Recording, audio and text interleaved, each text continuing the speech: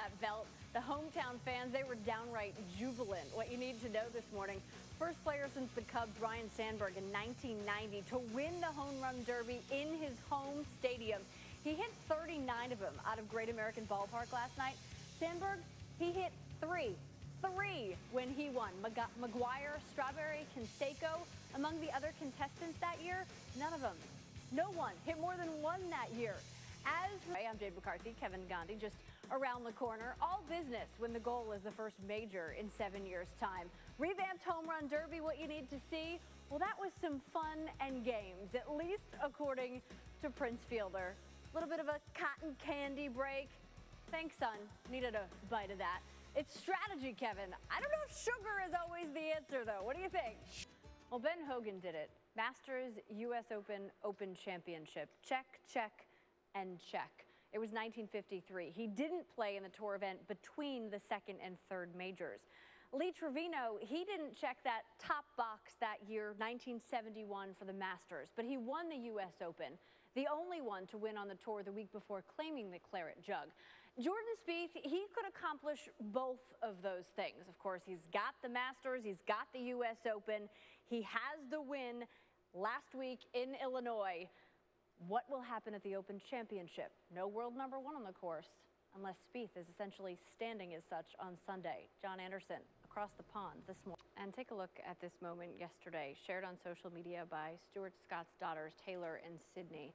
They are out in LA for the ESPYs, and they had a chance to visit their dad's mural. Artist Jonas Never created it back in January, just after Stu passed away. And you can just see the emotion looking from this perspective at that image. And of course, it was 1 year ago that smiling and confident, Tiger getting ready to get out there at St. Andrews. It has been a rough 12 months for him. What you need to know this morning, a year ago, Tiger was the #7 player in the world. Since then, he has either missed the cut or withdrawn in 5 of his 10 tournaments.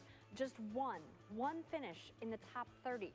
He enters the Open Championship as the 241st ranked golfer in the world. That's his lowest ranking, Kevin, since his first season as a professional back in 1996. 2003. Maybe one small suggestion I can offer this morning to Dallas Keuchel. Earplugs. Todd Frazier's up to bat second. You know, just a thought. The starting lineup that Zach Greinke will stare down tonight doesn't boast a single player for the Pinstripes of the Red Sox. That's an all-star game first. That Angel, Blue Jay, Angel trio at the top could prove pretty potent, though. Mike Trout, Josh Donaldson, Albert Pujols with a combined .363 average against the Dodgers ace.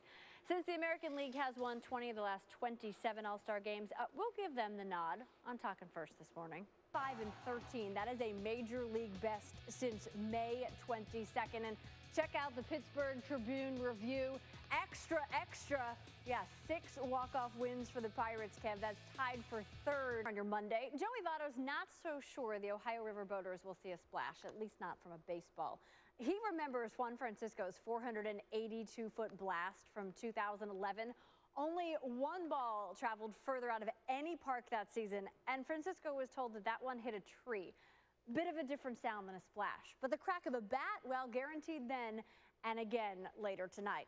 Sports Science breaks down the physics of the long ball, brought to you by Head & Shoulders. Head pull home run hitters. And that's their game. And to left field, it's not as much of an advantage. So I like. Morning might be fielder's shot if, in fact, it does reach the Ohio River. But 3-time champ, not so much, not at least according to our Doug Glanville. Thanks, Doug. All right, Jade.